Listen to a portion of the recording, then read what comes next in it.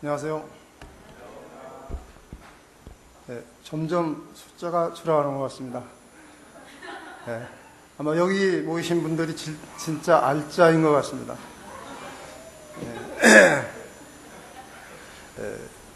이 행복이라고 하는 것은 참 소중한 것인데 내가 노력하지 않고는 얻을 수 없습니다. 이번 기회에 혹시 제가 부족함이 있고 또 그렇지만은 여기에 계신 여러분들이 하나님께서 내게 주신 소중한 가정을 잘 지켜서 아주 행복한 가정을 만들고 살아야 되는 일은 해도 되고 안 해도 되는 것이 아닙니다. 하나님께서 주신 아주 중요한 명령입니다. 근데 이제 제가 옛날에 가나안 농군학교에서 교육을 받을 때 그 교장 선생님 김용기 장로님이 그런 얘기를 하셨어요. 완전한 종교란 무엇인가? 참된 종교란 무엇인가에 대해서 말씀을 하시는데 참된 완전한 종교가 되려면 세 가지 조건을 갖춰야 된다 그랬습니다. 첫 번째는 종교의 신이 교주가 세상을 창조한 자가 아니면은 그는 신이 될 수 없다고 이야기를 합니다. 하셨습니다. 맞잖아요. 피조물이 어떻게 신이 됩니까? 온 우주와 만물을 창조하시고 모든 생명을 만드신 우리를 이 땅에 태어나게 하시고 우리가 살아갈 수 있는 모든 조건을 갖춰주시고 또 우리가 세상에 태어나면서부터 우리 가슴의 심장을 내 의식으로 내가 펌프질하고 있습니까? 아닙니다.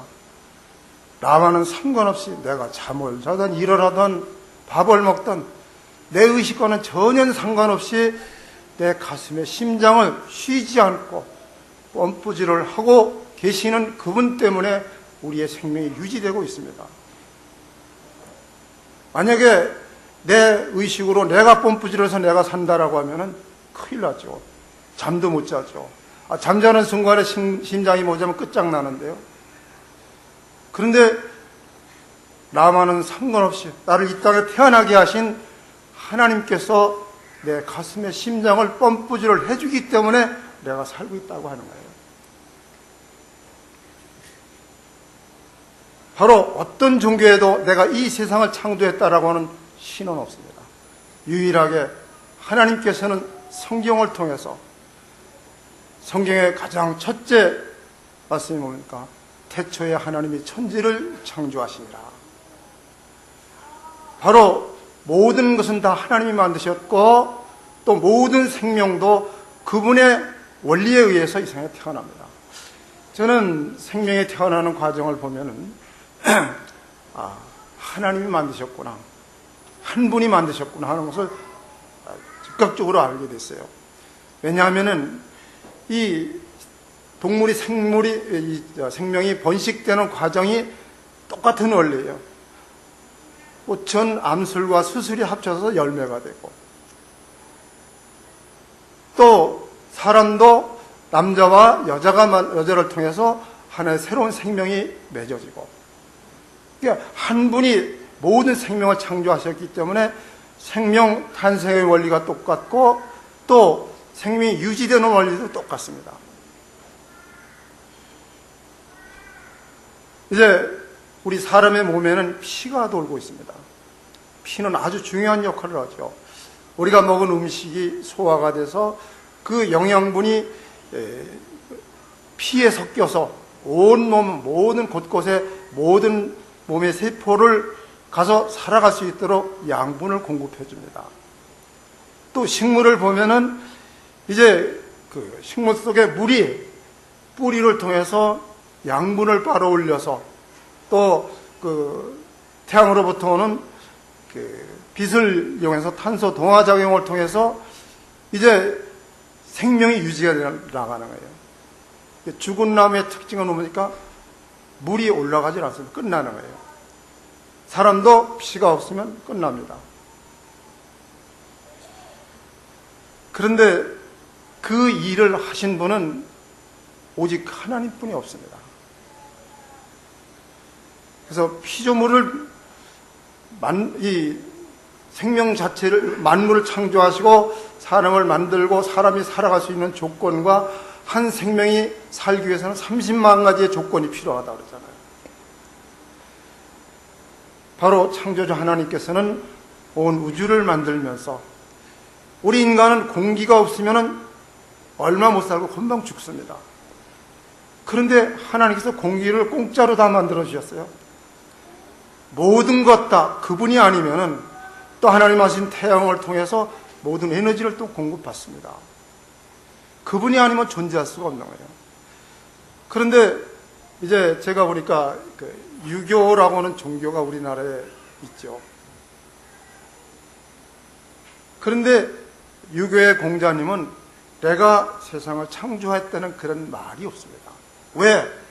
그도 한 피조물로 세상에 태어나서 살다가 가는 인생이었습니다. 그래서 이제 공자는 훌륭한 존경받는 사람은 될 수 있었지만은 그가 신이 될 수는 없습니다. 그런데 세상에는 두 가지 영이 존재하잖아요.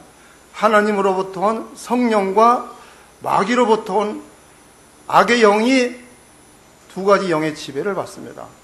하나님 믿고 구원받은 사람들에게는 성령, 하나님의 성령이 우리를 돕고 우리를 보호해 주십니다. 그런데 하나님 믿지 않는 사람들은 마귀의 영이 그에게 들어가서 그의 인생을 좌우하는 거예요. 그러니까 세상 사람들은 내가 내 인생을 사는 것 같지만 두 가지 영의 지배를 받습니다. 이 어떤 영의 지배를 받느냐 하는 것은 굉장히 중요합니다. 왜? 마귀를 따라서 악의 영의 지배를 받고 하나님을 믿지 않고 거절했던 사람들의 영은 마귀가 어디로 들어갑니까? 마지막에 하나님이 지옥을 왜 만들었습니까? 하나님을 대적한 악한 마귀, 이 마귀의 영을 가두려고 만든 마귀 감옥이 바로 지옥입니다. 그러니까 마귀의 영에 따라서 쫓아가다 보니까 어디로 가요? 지옥으로 가는 거예요. 하나님이 글로 가랄 필요 없습니다. 글로 보낼 필요도 없어요. 왜? 줄을 잘못 썼잖아요. 왜? 마귀를 하나님같이 믿고 신이라고 믿고 따라갔을 때 그의 종말은 영원한 지옥의 형벌입니다. 인생은 죽음이 끝이 아닙니다. 우리의 육체는 흙으로 만들었기 때문에 흙으로 나온 것을 흙에서 나온 것을 먹고 살다 육신은 흙으로 돌아갑니다. 그러나 우리의 영혼은 하나님께로 와서 다시 하나님께로 돌아가도록 하나님 만드셨습니다. 근데 세상에 많은 사람들이 하나님을 믿고 하늘나라의 영광의 하나님 나라에 이르는 것이 아니라 하나님을 거역하고 마귀의 영을 따라서 살다가 마귀 따라서 지옥 가고 마는 거예요. 인생의 가장 중요한 게 뭔지 아세요? 죽음입니다. 왜? 사람이 죽음이 끝이 아니라 죽음 후에는 그 영혼이 영원한 세상에서 살아야 되는데 똑바로 죽어야 되잖아요. 바로 하나님을 믿고 구원받은 가운데 하나님으로부터 새 생명을 부여받은 자로서 죽는 그 순간에 하늘의 천군 천사가 우리를 그 영혼을 데려갑니다. 하늘에는 다시는 눈물도 괴로움도 슬픔도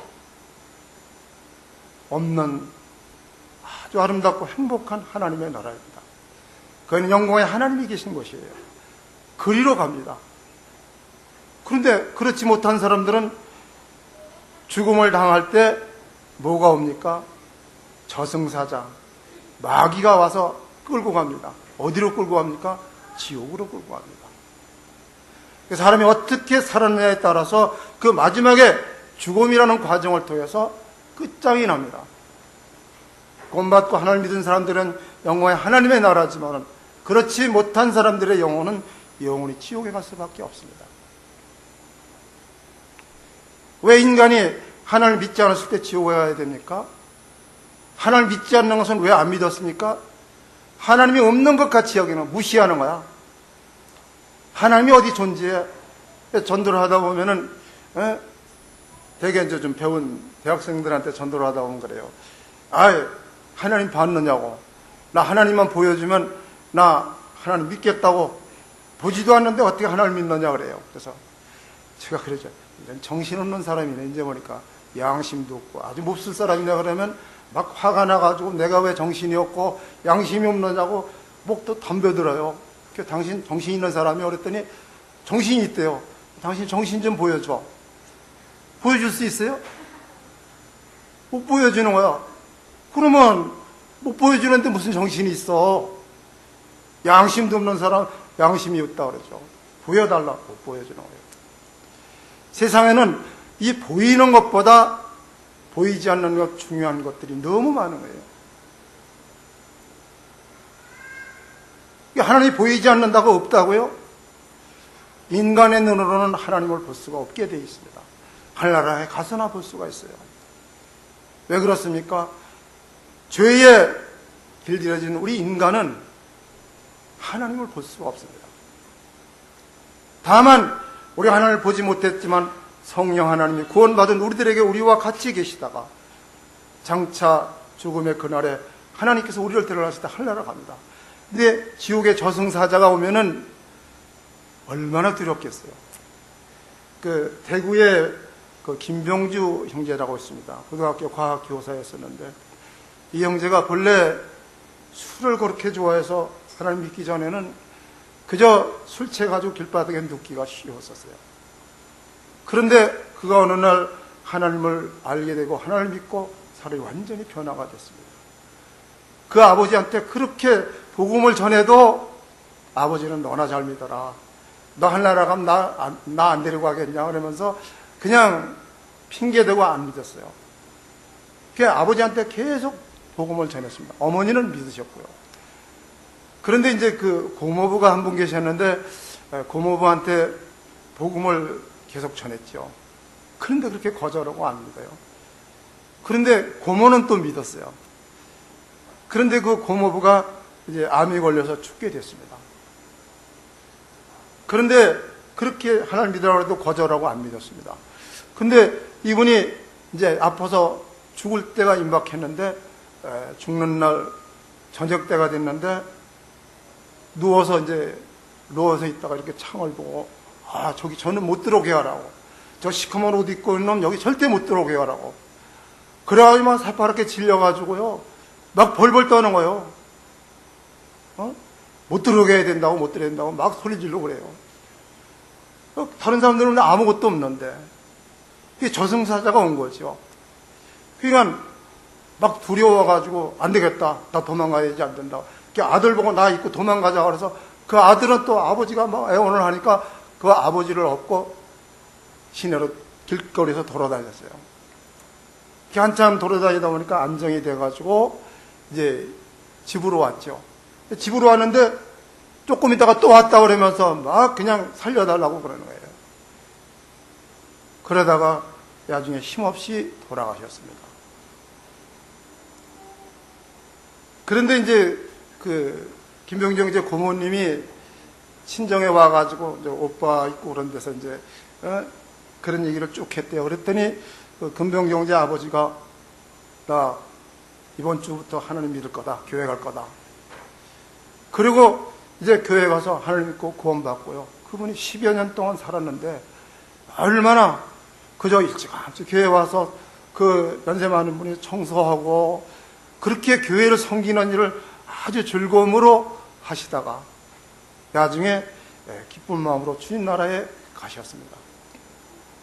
사람에게 중요한 것은 이 세상 사는 것보다도 중요한 것은 내가 어떤 죽음을 당하느냐, 구원받고 하늘나라에 가는 그런 죽음이냐, 아니면 마귀에 이끌려서 지옥으로 가는 그런 죽음이냐, 이건 굉장히 중요합니다. 이것은 누구에게나 다가옵니다. 첫째, 하나님은 생명을 만들고 모든 것을 창조한 분이 아니면 신이 될 수 없습니다. 유교의 공자님도 내가 이 세상을 만들고 뭘 만들었다는 것이 없습니다. 그럴 수밖에 없죠. 피조물이 뭘 어떻게 만들었다는 걸 알 수가 있어요. 또 불교의 석가모니도 마찬가지입니다. 그는 인도의 시달타라고 하는 왕 아버지로부터 왕자로 태어났습니다. 그는 이제 자라면서 인생의 공허함, 왜 사람이 세상에 태어나서 살다가 마지막에는 비참해 죽어가지, 죽으면 어떻게 될 것인가, 이거를 고민하다가 그거를 좀 해탈을 해보자, 그걸 좀 깨달아보자 해가지고 그 산속으로 갔어요. 그 산속으로 가기 전에 결혼해가지고 아들을 하나 낳는데 이 아들이 장애자예요. 아마 그래서 좀 인생의 허무함이나 이런 거를 느꼈는지도 몰라. 그러니까 이 석가모니가 자기 아들을 장애자라고 내쫓아 버렸어요. 그리고는 얼마 있다가 내가 사람이 살고 죽는 그 원리에 대해서 죽음 후에 뭐가 되는지를 알기 위해서 좀 깨달아야 되겠다 하고 산속으로 들어가 보르사무 밑에서 이제 돌을 닦았어요. 그러다가 마지막 죽었는데 그분이 뭐라냐면 성불성이라고 했습니다.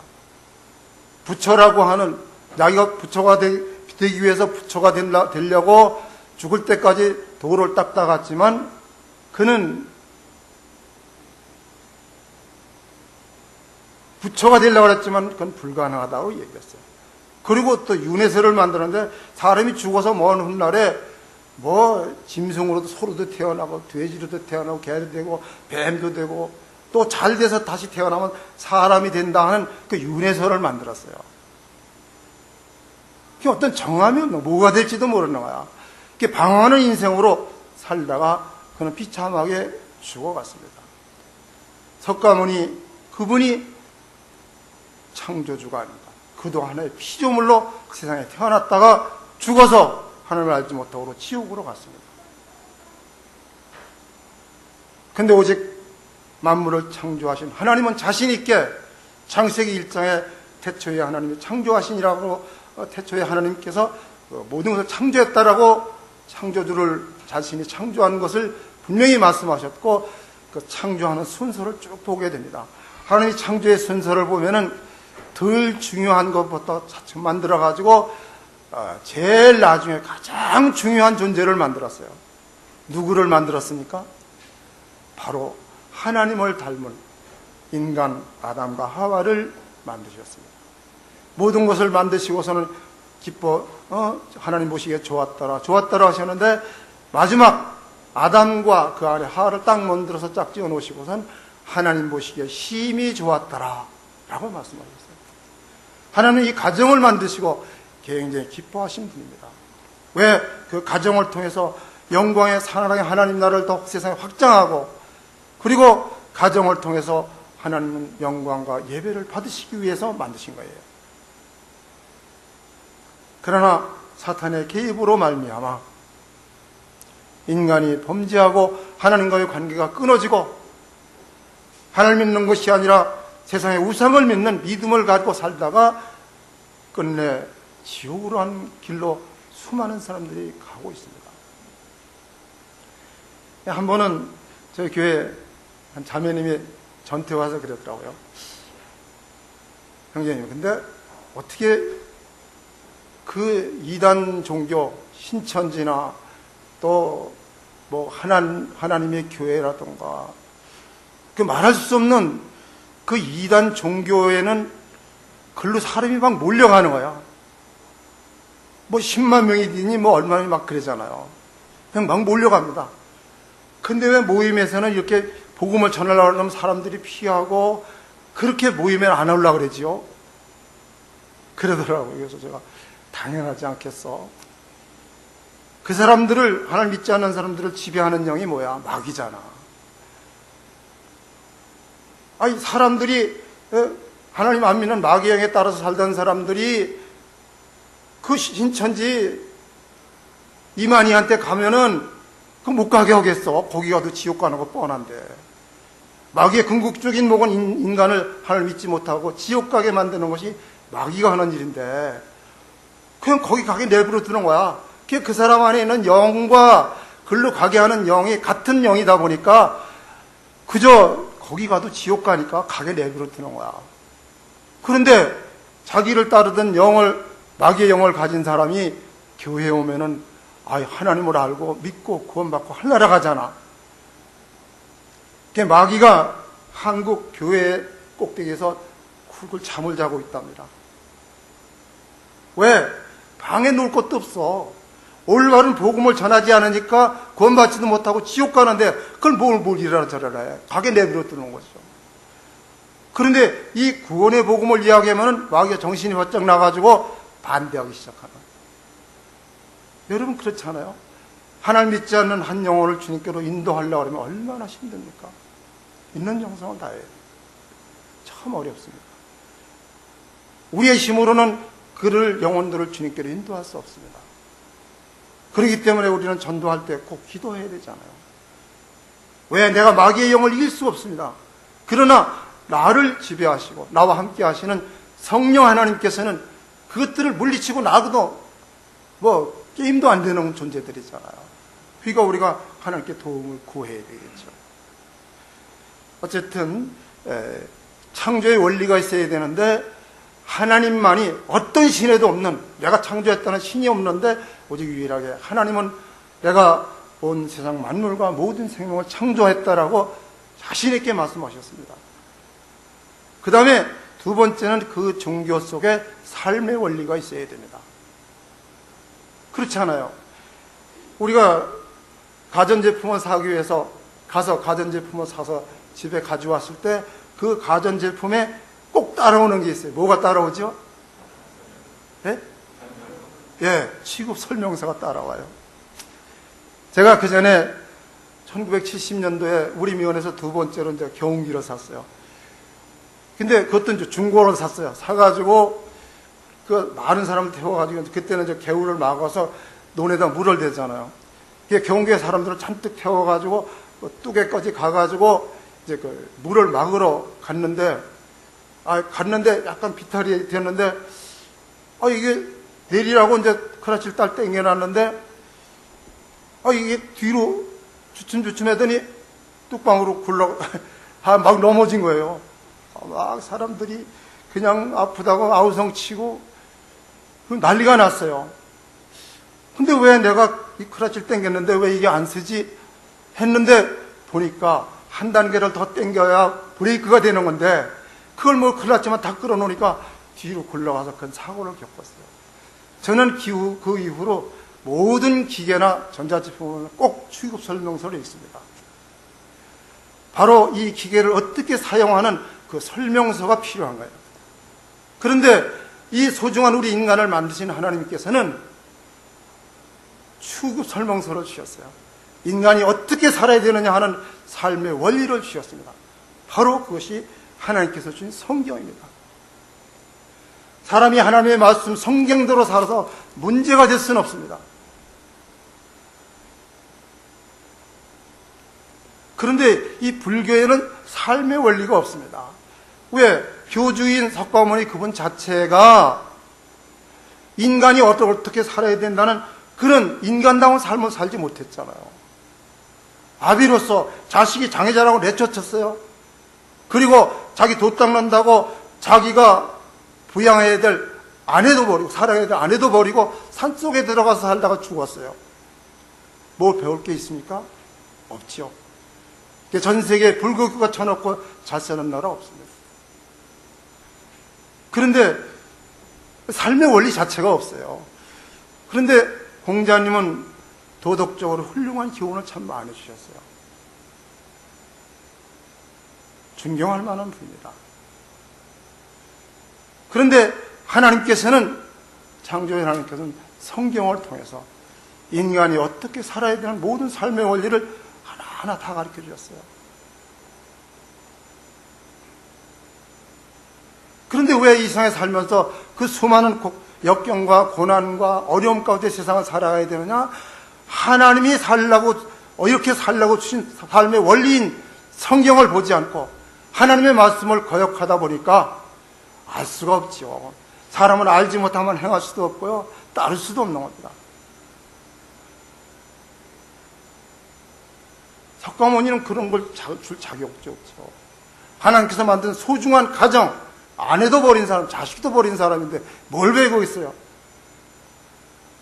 근데 마귀는 그를 우상으로 만들어가지고 사람들을 글로 밑으로 막 끌고 갑니다. 마귀는 자기 자신이 나타날 수 없으니까 무슨 모양을 만들어가지고 또 무당들 봐서 막 신들려가지고 막 뜯는 거 보면은 뭘 맞추고 막 그러는 것도 있잖아요. 근데 지난 일은 잘 맞춰요. 이제 그런 일을 뭐가 하느냐면 그를 지배하는 마귀의 영이 그걸 가르쳐 줍니다. 근데 마귀를 따르면은 좋게 된다라고 말을 하지만 실질적으로는 그가 망하게 돼 있습니다. 왜? 마귀는 거짓말쟁이잖아요. 모든 거짓말은 마귀로부터 나왔습니다. 그런 속에서 어떻게 올바른 인간의 삶을 살 수가 있습니까? 이렇게 두 번째는 삶의 원리가 있어야 되는데, 삶의 원리가 제대로 되어 있지 않는 것은 그건 올바른 종교가 아닙니다. 그 다음에 그 종교 속에 내세의 원리가 있어야 됩니다. 사람이 죽어서 내 영혼이 장차 어떻게 해서 어디로 간다라고 하는 그런 분명한 것이 제시되어 있지 않으면 그건 완전한 종교가 아닙니다. 근데 불교에는 내세의 원리가 애매합니다. 그러니까 17년간 중후에 자식으로 태어나서 17년간 승복을 입고 이제 그 스님 노릇을 했던 태선 스님이 있었어요. 그분이 어느 날 시주를 받으러 다니는데 한 청년이 자기 배낭에다가 예수 믿고 구원 받으라 그러니까 왜 구원만 받으라 그러냐, 100원도 있고 1000원도 있는데, 그러면서 비웃고 그러니까는 그걸 그냥 가방 배낭 속에다 넣고서 도망을 가버렸어. 근데 이 중이 그걸 와서 읽어봤습니다. 이게 도대체 뭔데 이거를 보고 하나님 믿으라고 그러고 갔느냐고 한번 글 7번을 읽어봤대요. 7번을 읽고 나니까 불교에서는 내가 죽어서 뭐가 되는지도 모르고 그냥 죽도록 돌을 닦느라고 고생하다가 죽어서 지옥으로 갈 수밖에 없는데, 하나님은 하나님을 믿고 구원받은 사람은 하늘나라에 가서 영원히 어떻게 사는 그런 내용이 확실하게 있거든요. 그러면 내가 죽어서 뭐가 될지도 모르는 여기에 매여서 내가 살 수는 없다. 그래가지고 그냥 모든 걸 다 집어치우고 하나님을 믿고 이제 하나님의 일을 하는 목회자가 됐습니다. 내세의 원리가 없어요. 공자님 보고 제자들이 뭐라, 공자님 사람이 죽으면 어떻게 됩니까? 공자님은 정직한 분이다. 나는 살아서 일도 다 모르고 죽어서 일은 나는 전혀 모른다 그랬어요. 그런데 하나님은 뭐라 그랬습니까? 사람은 죽음이 끝이 아니라 그의 영혼은 영원히 하나님께서 산다라고 하는 것을 분명하게 가르쳐 주셨습니다. 저는 이 놀라우신 하나님을 나의 하나님으로 믿는 것이 너무 행복해요. 이 세상에 어떤 종교에도 내가 창조했다라고 하는 그런 신은 하나님밖에 없습니다. 또 이 세상에 어떤 종교의 교주도 우리 인간을 위해서 자기의 목숨을 바친 신은 없습니다. 오직 하나님만이, 하나님 아버지는 그 아들의 목숨을 우리를 위해서 내어주셨습니다. 또 어떤 종교의 신도 죽었다가 다시 살아난 종교는 신은 없습니다. 죽어서 다 무덤에 묻혀버렸습니다. 그 영혼은 지옥으로 갔겠죠. 근데 유일하게 우리를 위하여 십자가에 죽으셨던 주님은 죽은 지 무덤에 장사 지는 지 사흘 만에 영광스러운 몸으로 다시 살아나셨습니다. 과거에 처음에 가지고 오셨던 몸은 시간과 공간의 제한을 받습니다. 그러나 변화되신 주님의 몸은 시간과 공간의 제한을 받지 않습니다. 왜? 영광스러운 하나님의 몸으로 바뀌었기 때문에 그렇습니다. 그러니까 살아난 제자들이 주님이 십자가 못 박고 죽어서 장사 지내서 이제 자기들에게도 이 관료들이 와서 자기들을 끌어다 죽이지나 할까 하고 두려워서 다락방에 모여서 주님이 부탁한 대로 기도를 하고 있을 때 주님은 문이 다 닫혔는데 그 안을 딱 들어오셨어요. 시간과 공간을 만드신 분이 시간과 공간의 제한을 받을 수가 없습니다. 우리 주님은 부활하셨고 자신이 부활하신 그 사실을 살아난 자들에 확실하게 보여주셨고, 또 많은 제자들이 보는 앞에서 구름을 타고 영광의 하나님 나라로 가셨습니다. 가시면서 내가 영원히 너희들과 같이 살 집을 다 만들면은 다시 와서 우리를 그리로 데려가겠다고 약속하셨어요. 저는 이런 하나님 믿는 것이 너무 행복합니다. 허공을 치는 믿음이 아니라 분명히 거짓말을 하실 수 없는 하나님의 약속의 말씀을 믿고 또 이 말씀을 사실로 믿을 수밖에 없는 것이 인류의 모든 역사는 인간이 이렇게 저렇게 만들어가는 것이 아닙니다. 하나님의 말씀한 예언 그대로 지금 이루어져 가고 있습니다. 지금 우리가 살고 있는 세상 마지막 때가 되면은 죄악이 사무친다고 말씀하셨는데 지금은 죄악이 사무친 세상입니다. 어떻게 보면 소돔 고모라 성과 똑같은 그보다도 더 심각한 죄악이 만연된 세상입니다. 이제 죄악이 만연된 그때가 되면은 주님이 오시겠다고 말씀하셨어요. 이때가 그때가 아닙니까? 때로는 세상에 살고 어렵고 힘들 때는 주님 앞에 가고 싶은 마음도 있어요. 그러나 아직도 내가 세상에서 해야 될 일이 있기 때문에 세상을 마감치 아니하시고 나를 또 그 일을 하도록 도와주시는 하나님께 감사할 수밖에 없죠. 저는 사실 하나님을 믿으면서 하나님께서 더 이상 내게 아무 복을 안 줘도 저는 더 바랄 것이 없습니다. 왜? 그분이 나를 위해서 자기 목숨을 바치는 그런 엄청난 일을 하셨는데 그것 한 가지만으로도 만족합니다. 너무 감사하죠. 이런 분명한 소망을 가지고 우리는 하나님을 믿는 삶을 살고 있습니다. 이제 시간이 좀 다른 데로 갔었습니다만 이제 마지막 시간으로 행복한 부부를 위한 남편의 책임에 대해서 시간 되는 대로 말씀을 드리겠습니다. 첫째, 남편은 직장에 가서 에너지를 소모할 때 80%만 사용하고 20%는 집에 와서 사랑하는 아내와 사랑하는 자녀들과 함께 즐거운 시간을 꼭 가져야 됩니다. 보면서 7장 3절에 보면 아내에 대한 의무를 다하고 밖에 나가서 아내에게 대한 의무를 다하라고 말했습니다. 남편이 밖에 나가서 출세하고 성공하더라도 아내에게 인정과 존경을 받지 못하면 그는 불행한 인생입니다. 세상에서 사업에 성공하고 명예를 얻고 권력을 얻고 모든 것을 다 얻는다 하더라도 가정에 실패하면 그는 실패한 인생입니다.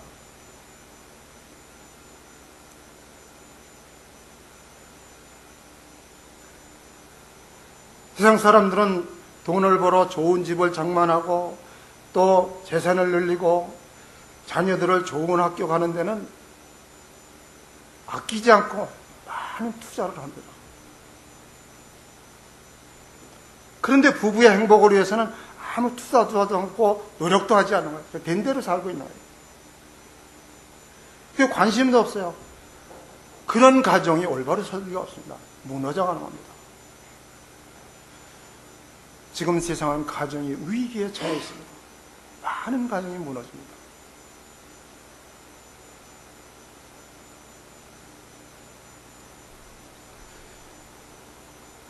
그리고 이제 남편은 아내의 어떤 특별한 뭐 생일이나 결혼 기념일이나 이런 때 꽃다발을 해주는 것도 참 좋아하고요. 때로는 외식을 하는 것도 참 좋아합니다. 저도 이제 이런 이걸 배우고 나서 저희 집에 가서 이제 결혼 기념일 날이 돼가지고 생전 처음 그때 60이 다 됐었죠. 저희 아내 보고 오늘 우리 결혼 기념일인데 외식을 좀 할까 그랬더니 저희 아내는 그걸 아주 싫어했거든요. 왜 돈 내버리고 그거 하느냐고. 그 이제 싫어하고 그러니까 또 저게 그런 걸 원하는지도 모르고 이제 가자고 그랬더니 안 간대요. 그래도 오늘 특별한 날인데 우리 한번 가자고. 그래서 억지로 이제 따라 나왔어요. 따라 나와서 이제 그 손자를 이제 태워가지고 같이 가면서 여보 뭐 먹고 싶어? 내가 맛있는 거 사줄게 했더니 뭐라 하냐면 이제 저희 교회 자매님이 이천에서 이제 그 칼국수집을 했거든요. 분식집을 했어요. 근데 거기 가서 이제 먹재요. 점심을 먹재요. 그래서 내가 우리 그러지 말고 그 가게 가서 라면 2개 사가지고 교회 가서 삶아 먹고 올까 그랬더니 껄껄거리고 웃더라고요. 그때 이제 처음으로 그때는 오리불고기가 처음 나왔을 때인데 가서 오리불고기를 맛있게 먹었습니다. 그 다음에 이제 아내 생일날이 돼서 생전 처음 아내들이, 예? 그런 기념일날 먹고서 사주는 게 좋아한다 그러길래 이제 처음 이제 꽃가게를 갔어요. 가가지고 꽃가게 주인 아주머니 보고, 오늘 사랑하는 아내의 그 생일이라 꽃다발을 하나 갖다 주려고 그러는데 하나 좀 만들어 주실래요? 그랬더니, 사모님은 참 행복하시겠네요. 그러더라고요. 저는 속으로 생전 처음인데요. 그랬죠. 근데 이걸 조그맣게 만들었는데 크게 만들어줬어요. 그래가지고 2만 원이래요. 그래가지고 이제 그걸 샀는데 어떻게 그냥 들고 있어요. 이거 무슨 봉지에다 좀 안 보이는데 넣어달라고 그랬더니 봉지를 찾아서 그걸 넣어줬어요. 이제 그걸 사가지고 차에 싣고 집에 갔다가 이제 이렇게 보니까 안 보여요. 그래서 얼룩농에다 갖다 감췄죠. 이제 그전에는 생일도 안 해먹고 살았는데 이제 애들이 크니까 또 뭐 손주들도 이제 많고 그러니까 그냥 애들이 이제 생일 때만 꼭 오더라고요. 저희는 이제 부부의 생일날은 잔칫날입니다. 애들 손주가 23명이죠. 또 애들이 5남매죠. 그러니까 35명의 전교 나가는 애들 외에는 다 와요. 그럼 얘들이 그냥 오는 게 아니라 무슨 프로그램을 만들어가지고 무용도 하고 찬양도 하고 얼마나 재밌게 하는지 몰라요. 즐겁게 해준다고.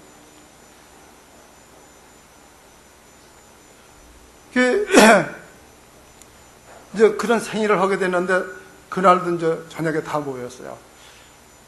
그 이제 케이크를 이제 애들이 사온 거 가지고 케이크를 나누고 생일 축하 노래를 끝나고 나서 이제 제가 술면에 가서 농에 가서 이제 꽃다발을 가져오면서 지금은 사랑하는 남편으로부터 사랑하는 아내에게 꽃다발 증진이 있겠습니다 하고 그걸 주었어요. 그랬더니 애들이 막 박수를 쳐요. 생전 처음 보는 거죠. 이제 그걸 갖다 줬더니 딱 봤더니 좋아하다 말고 이 비싼 걸 왜 사왔느냐고 막 야단을 치는 거예요. 되게 서운하더라고요. 저는 그래도 좀 어떻게 아내를 기쁘게 해줘 보려고 생전 처음 했는데 그냥 고맙다 그러고 받으면 좋잖아요. 그 다음서부터는 그냥 뭐 사다 해주면 그래도 두려워가지고 야단 맞을까봐 들꽃을 잘라가지고 몇 개 갖다 주고 이제 그렇게 하죠. 근데 이번에는 공사하느라고 바빠가지고 정신없어가지고 생일날도 제대로 못 챙겨줬어요. 이렇게 아내는 남편이 특별한 날을 기억해 주기를 바란다고 합니다. 사랑은 사랑을 받는 사람의 방법대로 해줘야 됩니다. 그리고 남편은 타인 앞에서 아내의 귀중함을 표현해 줘야 됩니다.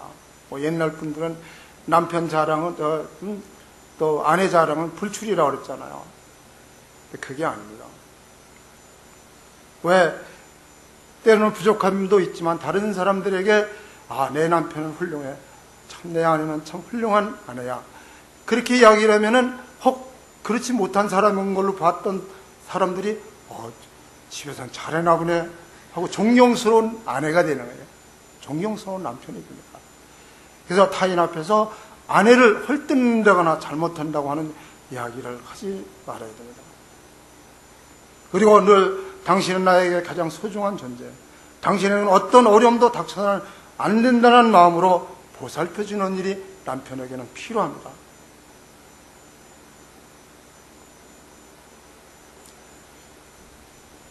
서로 이제 좋은 모습을 보여주는 데는 남자와 여자는 그 예민한 기관이 다릅니다. 남자는요, 시각과 후각에 예민합니다. 딱 보면서, 남자가 여자를 딱 보잖아요. 그럼 예민해요. 그래서, 뭐, 짧은 옷을 입고 그러면은, 예민하게 그것이 다가옵니다. 그리고 또, 이 냄새를 또 잘 맡는 거예요. 그러니까 이제, 그게 보기 좋게 자꾸 보여주는 거죠. 그걸 행복해요. 예민하게 받아들여요. 그 다음에 또 음식 냄새나 또 좋은 냄새 같은 거를 잘 맡습니다. 그 다음에 여자는 청각과 시각이 예민합니다. 그러니까 아내를 칭찬하고 격려하는 말을 하면은 그걸 남자가 받는 것보다 훨씬 더 강하게 받아들입니다. 그리고 손을 만져주고 이렇게 할 때에 참 호응하고, 그렇게 할 때에 더 예민하게 아내들은, 여자들은 잘 받아주게 되어 있습니다.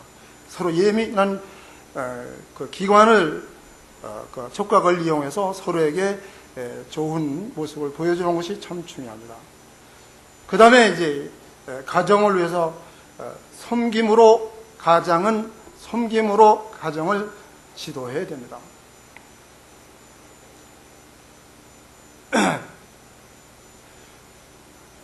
그 남편이 가정을 통치하는 방법은 무슨 방법으로라고 그랬죠? 섬김으로. 네. 아내와 자식 아래서 그들을 소중히 여기고 섬겨주는 거예요. 도와주는 거죠. 바로 그 섬김을 통해서 이제 가정을 이끌어 나가야 됩니다. 그래서 예수님도 사랑하는 제자들 마지막 죽음을 앞에 놓고 만찬에서 그렇게 얘기를 하셨어요. 제자들이 주님 앞에 누가복음 22장 24절에서부터 보면은 제자들이 막 싸웠잖아요. 주님은 자신이 십자가에 못 박혀 죽으실 것을 생각하면서 사랑하는 제자들을 모아놓고 이제 그 떡을 떼어주면서 이건 내가 너희를 위하여 찢기는 내 몸이라고, 이걸 기념해달라고, 또 포도주 잔을 주시면서 이것은 내가 너희를 위하여 피라고 하면서 이 포도주를 매주 마실 때마다 나를 기억해달라고. 그거를 주시고 났는데 제자들이 싸움이 일어났어요. 누가 더 높으냐고. 참 주님의 마음이 얼마나 아프셨을까요? 그때 주님이 싸우는 제자들에게 이렇게 말씀하셨어요. 예수께서 이르시되 이방인의 집권자들은 사람을 임으로 주관하고 대인들의 권세를 부리는 것을 너희가 알거니와 너희 중에는 그렇지 아니하니 너희 중에 누구든지 크고자 하는 자는 섬기는 자가 되고 으뜸이 되고자 하는 자는 종이 되어야 하리라. 중요하죠. 교회도 마찬가지, 가정도 똑같은 원리니까요. 이렇게 섬김으로 가정을 돌보는 가장이 그 일을 하는 가정은 아주 행복합니다. 세상 사람들은 지도자가 되면 상대를 자기 마음대로 지배하고요. 또 지도자는 피지도자보다 인격이 우월한 사람으로 여기면서 지도자들은 상대를 무시하고 강제로 자기를 따르게 하고, 또 지도자는 피지도자를 자기 마음대로 이용하는 것으로 생각합니다. 요즘 교파 안에서 성적 부도덕을 많이 저질러 나와요.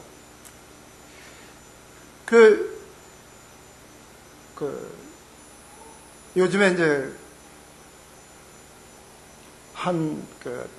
여기 엄마가 저희 교회를 와요. 근데 이제 그분이 그 교파교회를 다녔었는데 너무 괴로운 거야. 왜? 목사라고 하는 사람이 다른 여자하고 못된 짓을 하는 것을 보는 거예요. 내가 이런 교회 나갈 수 없다고 방황하고 고민하다가 어떻게 저희 딸을 만나서 와가지고 요즘 아주 행복해하고 앞으로 이제 가족들 다 데려오려고 이제 그런 마음을 갖더라고요. 사람이 교만해지면은요, 자기 멋대로 세상을 살려고 합니다. 함부로, 예의도 없이.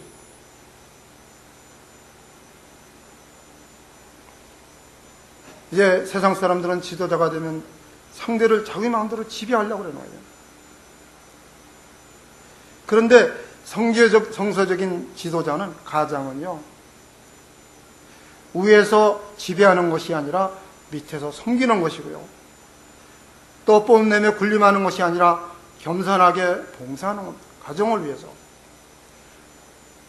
또 굴복시키는 것이 아니라 보살펴주는 것이고, 강요시키는 것이 아니라 스스로 따르게 하는 것입니다. 그 다음에 강제로 빼앗는 것이 아니라 기쁨으로 가져오도록 도와주는 겁니다. 우리 주님은 그러셨어요. 이런 주님이 나의 목자이십니다. 여호와에는 나의 목자시니 내게 부족함이 없도다. 진정한 지도자는 낮은 자리에서 섬김으로 이루어집니다.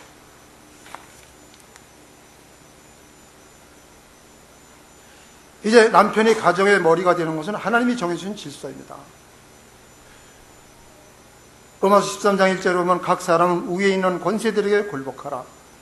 권세는 하나님께로 나지 않음이 없나니 모든 권세는 다 하나님의 정하신 나라. 남편이 가정을 지도하는 것은 힘으로 하는 것이 아닙니다. 힘이 강하기 때문이 아닙니다. 하나님이 정하신 창조 질서에 따라서 이제 우주 만물의 권위와 질서를 따르는 것이고, 우주 만물은 권위와 권위에 대한 복종으로 조화를 이루게 되어 있습니다. 질서가 이어져 가게 되어 있습니다. 그래서 하나님은 인간에 대해 권위가 있습니다. 야고보서 4장 15절에 보면. 그 다음에 인간은 자연에 대해서 권위가 있습니다. 왜? 하나님께서 인간을 만드시고 자연을 다스리라고 말씀하셨기 때문에 그렇습니다.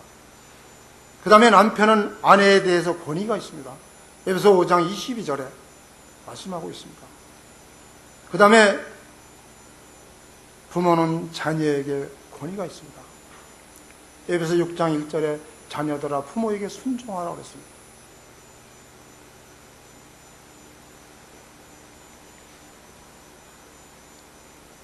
또 지배자는 피지배자에게 권위가 있습니다. 그런데 우리가 남편으로서 가장이 되는 데는 중요한 책임이 따릅니다. 권력은, 책임을 다하지 않는 권력은 소용이 없습니다. 권위도 마찬가지잖아요. 똑같은 얘기죠. 이렇게 가장의 권위에는 하나님이 부여한 아내에 대한, 가정에 대한 철저한 책임이 따르는 것을 기억해야 됩니다. 무조건 내가 할 책임은 소홀히 오면서 지배만 하려고 해서는 안 되는 거죠. 가정은 모든 가정을 돌볼 책임이 하나님 앞에 있습니다. 그 책임을 하나님은 하와로 인한 범죄가 일어났을 때도 하와를 부른 것이 아니라 아담을 불러서 너 왜 내가 먹지 말라고 하는 선악을 먹었느냐라고 아담을 책망하시는 것을 보게 됩니다. 그 다음에 남편은 아내를 희생하면서 살아야 됩니다. 고린도서 3장 18절에 남편들아 아내를 사랑하고 괴롭게 말라 그랬습니다.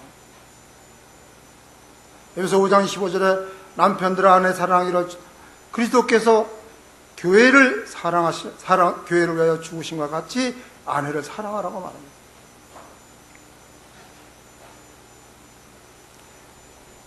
어제도 말씀드렸지만 남편이 아내를 사랑하라는 의미는 아내가 남편에게 복종하라는 의미보다 훨씬 더 강합니다. 내 인생에 없어서는 안 될 가장 소중한, 하나님이 짝지어준 유일무이한 사랑하는 내 아내, 임을 꼭 명심해야 됩니다. 남편의 사랑에 감사하며 순종하며 존경하며 마음으로 돕는 배필의 역할을 기쁨으로 하도록 남편은 도와줘야 됩니다. 그리고 아버지는 가정 안에서 하나님의 사랑을 보여주는 모델이 되어야 됩니다. 부모는 자식들에게 이것 하라 저것 하라 자기는 하지 하면서 그렇게 하면은 어려서는 듣습니다. 근데 야중에는 가장인 아버지 자신도 안 하면서 자기들 보고만 이것 하라 저것 하라 하면 그때부터 반발합니다. 자기는 하지 않으면서. 그것뿐 아니라 배우는 것은 아버지가 잘못하는 그거를 따라가게 돼 있어요.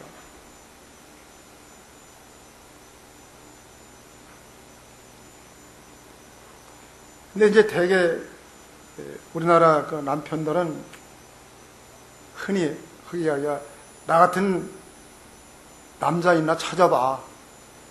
나같이만 하라 그러면서 그런 얘기로 그냥 잘못한 걸 무마시키려고 하는 그런 수단을 많이 쓰고 있습니다. 자기가 뭐 대단하게 잘하는 것 같이 하면서 아내의 요구나 이런 것들을 함부로 무시하는 그런 경우들이 많이 있습니다. 우리는 과연 하나님이 어떠하심을 가정에게 보여주는 모델로서 역할을 잘 감당하고 있는지 점검해 보아야 되겠습니다.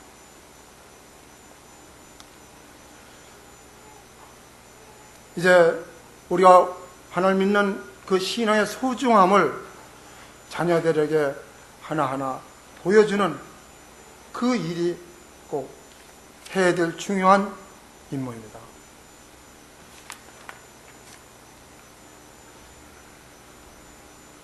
그리고 이제 아내를 사랑하라는 얘기입니다. 사랑하되 성경적으로 사랑하라 했습니다.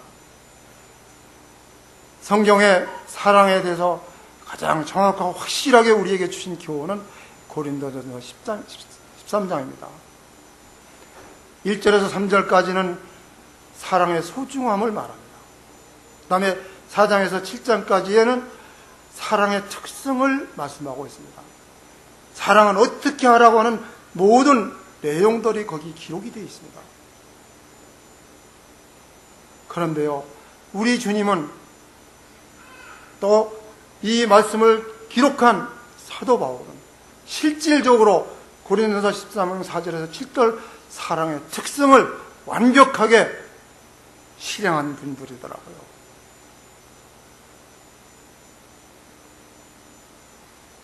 그래서 아마 사도 바울은 나를 본받으라고까지 얘기했던 것 같아요. 주님을 본받으라는 말은 수없이 많이 했고요.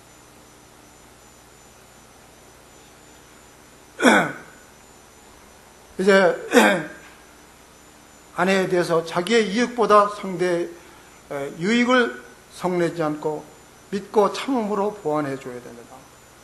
전인격적인 사랑을 요구합니다.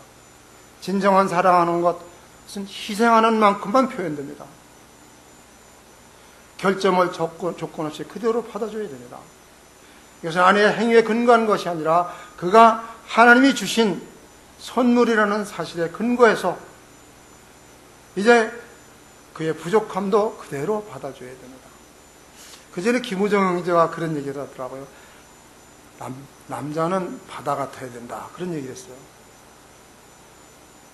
왜냐하면 이 바다라고 하는 것은요, 세상의 온갖 모든 오물이 다 바다로 들어갑니다.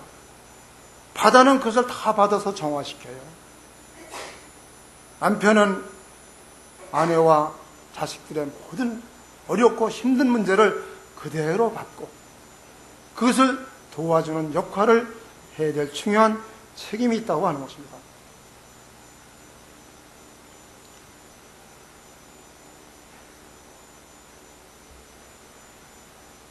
그 다음에 이제 취미나 느낌까지도 받아줘야 됩니다.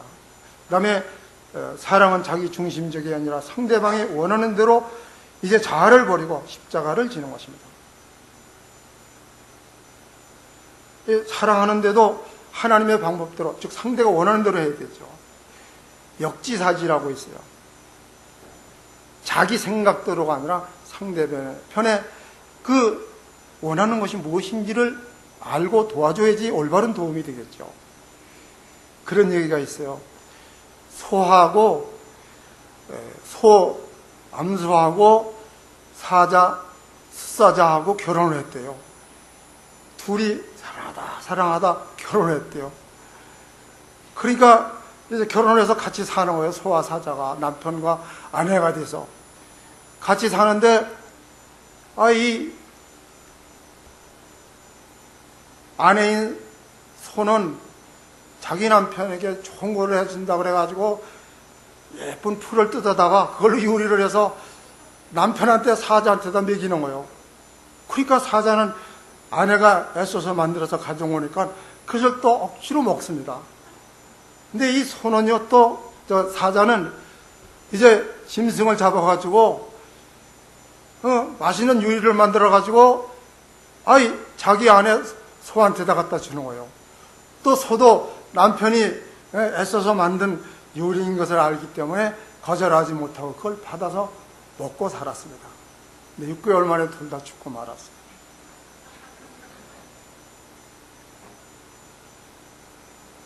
이런 사랑을 해서는 안 되죠. 사랑은 자기 중심적이 아니라 상대방 중심적으로 소중하게 여기면 그렇게 얼마든지 할 수 있습니다. 그 다음에 이제 결혼 후에 아내가 남편에게 원하는 5가지 요구가 있습니다. 어제는 남편이 아내에게 원하는 걸 얘기했죠. 첫 번째가 뭐냐면 아내는 남편의 자상한 보살핌을 원한다. 사랑은 구체적인 표현을 통해서 전달되며 이는 아내를 행복해 해주는 좋은 방법이다. 그러니까 늘 사랑하는 아내를 자상하게 보살피는 거예요. 대충이 아니라, 즉 아내에게 마음을 두고 아내가 어떤 무엇을 원하고 있는가를 보고 그 또 어려운 점, 부족한 점이 있으면 그걸 남편은 보고 잘 보완해 주라고 하는 것이죠. 그것이 첫 번째입니다. 그 다음에 두 번째는 아내는 남편이 대화의 짝이 되어주기를 원한다 그랬어요. 그건 어저께도 말씀드렸죠. 여자는 무슨 재미로 산다고요? 말하는 재미로. 왜 말을 한다고요? 무엇을 얻기 위해서가 아니라 말하는 동안에 스트레스를 다 풀어버리는 거예요. 그러니까 이 사실을 아는 어떤 대학교 교수가 한번 강의하는데 보니까 자기 보고 자기한테 그렇게 이야기를 자꾸 한대요. 아내가 얘기를 하려고 그랬는데요. 이제 그거를 보고 응대를 하면서 때로는 귀찮으니까 그렇게 해서 그렇게 하지 않아도 나보다 여자는 오래 사는데 왜 이렇게 자꾸 나에게 귀찮게 하느냐고 하는 그런 말을 하는 것을 제가 들었어요. 한 번은 이제 그 모임에 앞서 형님들이 모였는데 저보다 연세 많은 분들인데 거기 들어갔더니 의외로 아마 서로 돌아가면서 남편이 먼저 죽어야 되느냐 아내가 먼저 죽어야 되느냐 그런 얘기들을 하고 있었더라고요. 제가 갔는데 엄영재는 자매가 먼저 죽어야 된다고 생각해? 아니면 엄영재가 먼저 죽는 것이 옳다고 생각해? 그래서 저는 아내가 먼저 죽어야 된다고 생각하는데요. 그랬더니 눈돌이 제 둥그라요.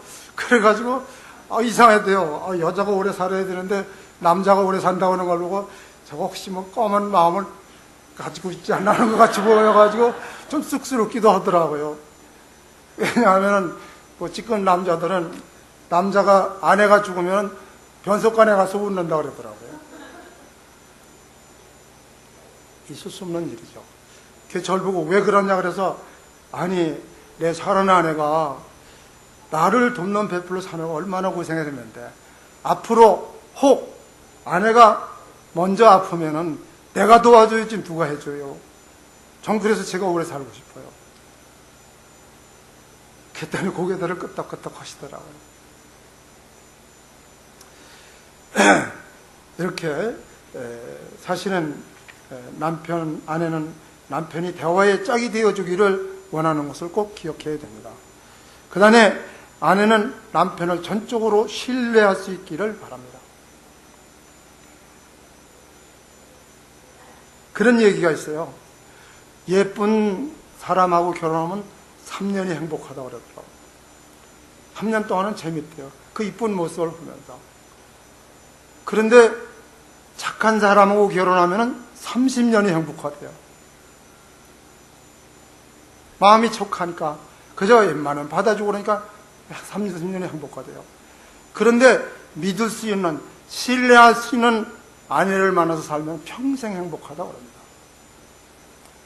부부는 서로 배우자가 나를 믿을 수 있는 사람으로 내가 행동하고 살아야 됩니다.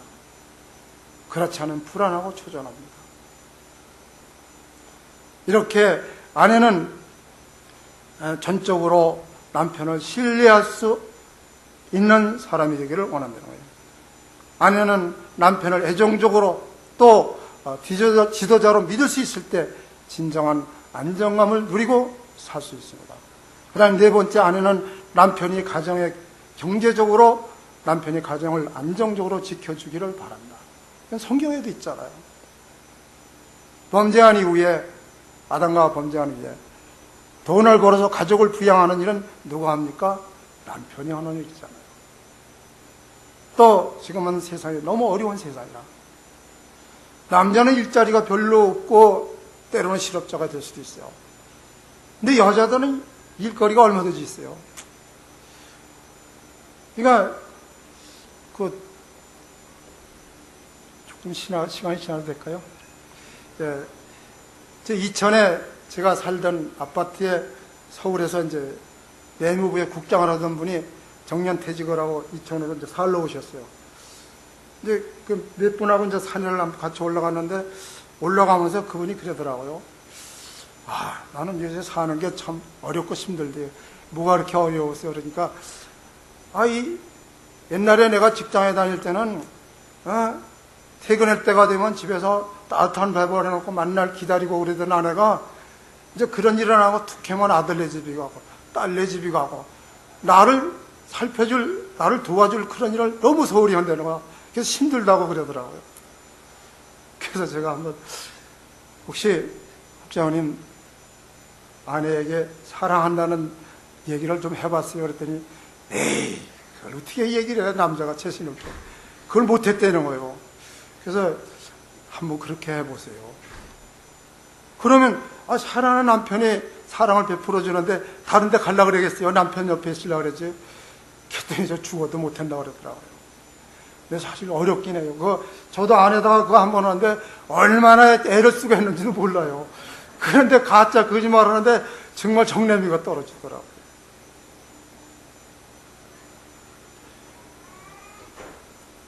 이렇게 아내는 남편이 가정을 경제적으로 안정시켜주고 늘 남편으로서 역할을 감당해 주기를 바랍니다. 이제 그렇게 되다가 보니까 우리나라는 지금은 이제 황혼 이혼이 그렇게 많대요. 젊었을 때 남존여비 사상 때문에 부인들이, 엄마들이 얼마나 고생하고 살았어요. 짓눌리고 노예같이 그렇게 살다가 옛날에는 왜 그랬다고요? 그랬는데도 친정으로 안 가고 다른 데로 안 가고 같이 살았다고요? 남편이 벌어다 주지 않으면 못 먹고 사니까. 지금은 그런 세상이 아니에요. 여자들이 어디 가든지 일자리가 더 많아요. 그냥 남편 없이도 얼마든지 먹고 사는 세상이야. 그러니까 시달림 받으면서 같이 살고 싶지 않은 거야. 혼자 살고 싶은 거야, 차라리. 그러니까 이혼하는 거잖아요. 근데요, 여자는 혼자 없이, 남편 없이 살아도 어려움이 없어요.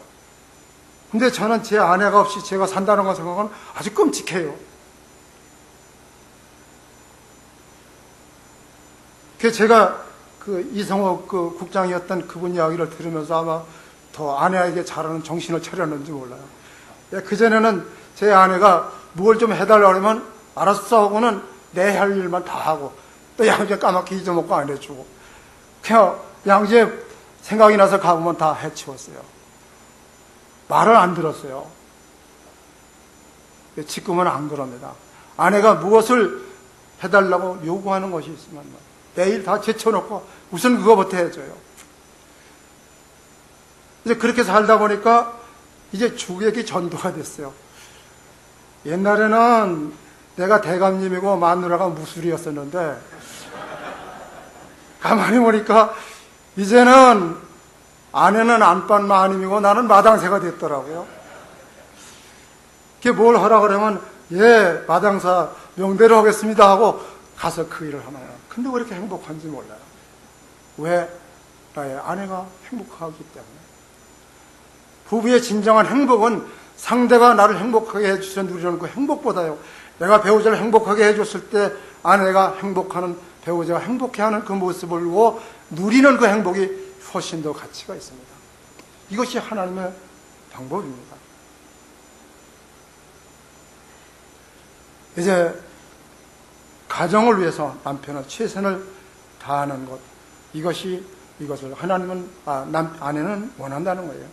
그 중에서 경제적인 안정을 지켜주기를.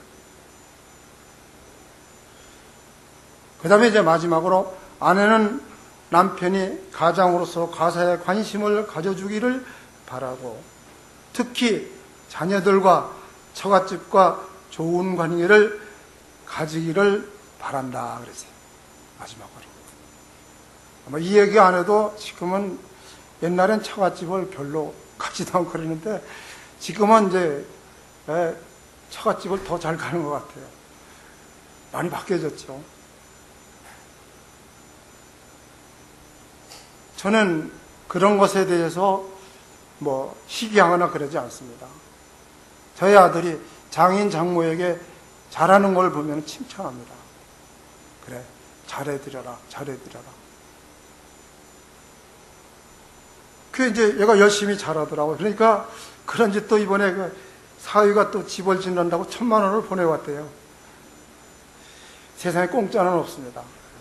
내가 성실하게 하면 그것은 도로 나한테로 돌아오게 됩니다. 내가 아내를 행복하게 해주면 그 행복이 나한테로 또 다시 돌아옵니다. 옛날에 그 오래전에 이제 제주도를 갔는데 제주도에 이제 제 처제가 있어가지고 거기 자주 갔어요. 한 번은 이제 그 상금부리를 구경하고 내려오는데 신혼부부가 옆에 가더라고요. 그래서 신랑 보고 결혼을 축하합니다. 그랬더니 감사합니다. 신랑은 아내를 결혼하고 행복하게 삽니까? 그랬더니 아니래, 고생문이 훤합니다. 그러더라고요. 그래서 사람은 행복해지기 위해서 그러냐 그랬더니 그게 고생문이 훤하대요. 그래서 행복해지기를 원하는 사람은 불행하다.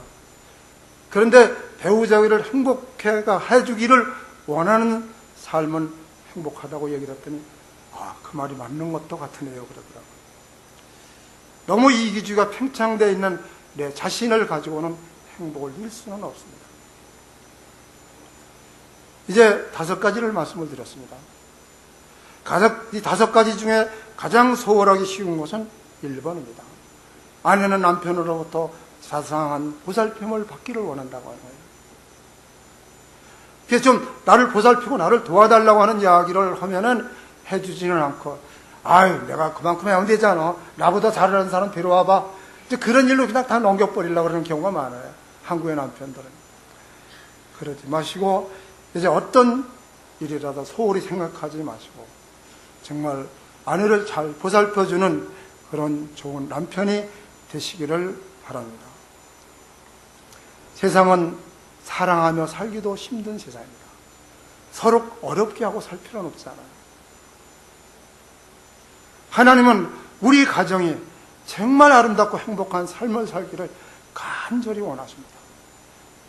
우리가 그런 삶을 살아갈 때 하나님은 우리 가정을 통해서 너무 기뻐하시고 영광을 받으시는 거예요. 또 하나님께서 우리가 가장 사랑으로 행복한 삶을 살아갈 때 세상 사람들에게 아름다운 천국의 모양을 우리를 통해서 세상에 보여주기를 원하십니다.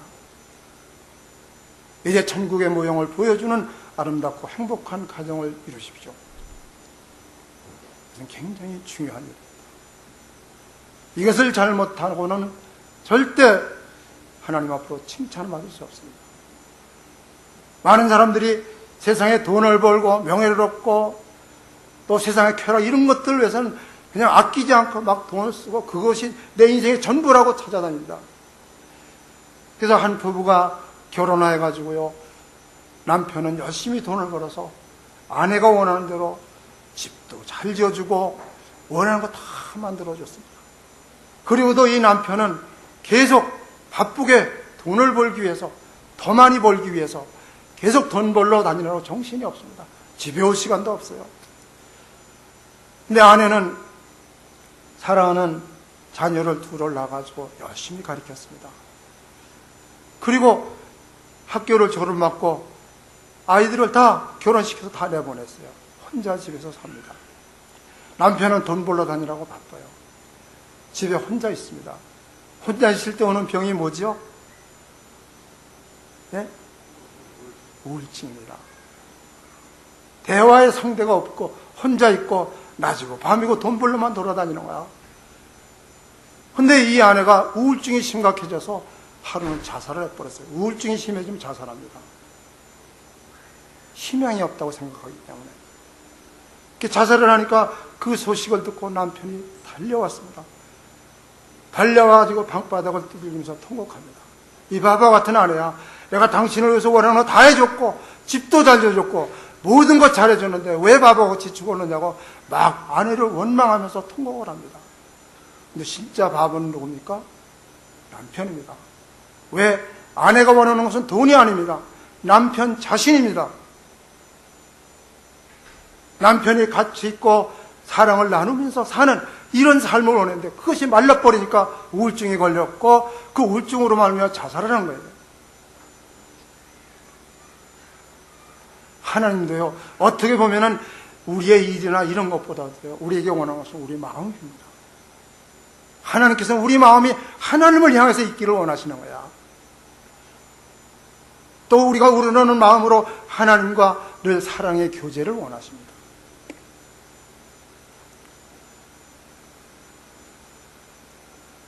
하나님을 잃고 내 생각에 얽매여 세상 일에 얽매여서 주님을 망각하고 살아가는 순간이 얼마나 많은지 모릅니다. 그런 일을 생각할 때마다 저는 주님 앞에 눈물로 회개합니다.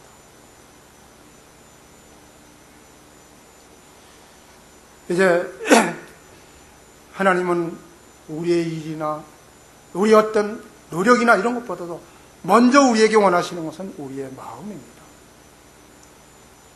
하나님이 그러셨어요. 하나님은 그 마음이 온유하고 겸손한 그런 사랑의 마음을 가지고 온통 우리에게 향해 계십니다. 그래서 하나님은 성도들을 가리켜서 뭐예요? 땅 위에 있는 성도는 존귀한 자입니다. 그랬어요. 나의 모든 즐거움이 저에게 있다고 말씀하셨어요. 하나님의 마음은 구원받은 우리들에게 있습니다. 우리의 마음도 어디에 있어야 될까요? 하나님께 있어야 됩니다. 하나님으로부터 그런 사랑의 마음을 우리가 받았다고 하면, 우리가 사람이 어려서 자라면서 부모로부터 사랑의 애무를 받지 못하면 사랑 결핍증으로 그 아이가 평생을 어렵게 살 수가, 사랑을 모르는 삶을 살 수밖에 없다고 합니다. 그래서 어리들 적에 그 호기한 사랑을 잘 익혀주는 거예요. 왜? 사랑을 받은 사람만이 사랑을 할 줄 알기 때문에 그렇습니다. 그러나 구원받은 성도들은 하나님으로부터 엄청난 위대한 사랑을 받았기 때문에 나는 사랑이 뭔지 몰라서 사랑을 할 수 없다는 핑계는 될 수 없습니다. 하나님으로부터 사랑을 받은 그 사랑이 이제는 우리의 삶을 통해서 하나님을 사랑하고 사랑의 대상으로 짝져준 아내를 사랑하고 자녀를 사랑하는 가운데 아름답고 행복한 삶을 누리다가 이 세상에서뿐이 아니라 영광의 하나님의 나라에서 영원히 영광 가운데 함께 영원한 삶을 누리는 저와 여러분이 되기를 바랍니다. 감사합니다. 제가 기도하고, 주님, 하나님은 저를 얼마나 사랑하시는지요.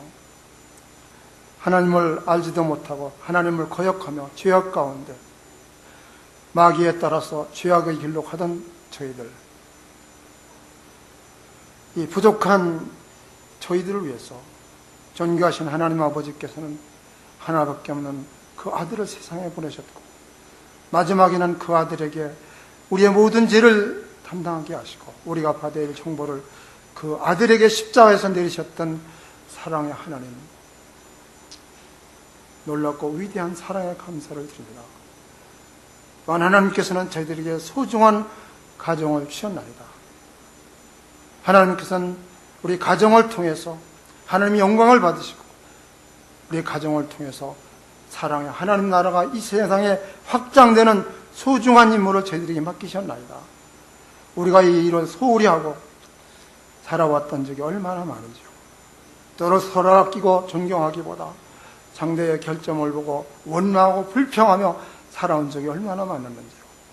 이제 주님이 부족한 우리를 받으신 같이 우리도 상대의 부족함을 받고 부족을 보완해 주면서 서로 행복한 삶을 누리다가 영광의 주님 나라에 이르도록 저희들을 꼭 붙들어 주시옵소서.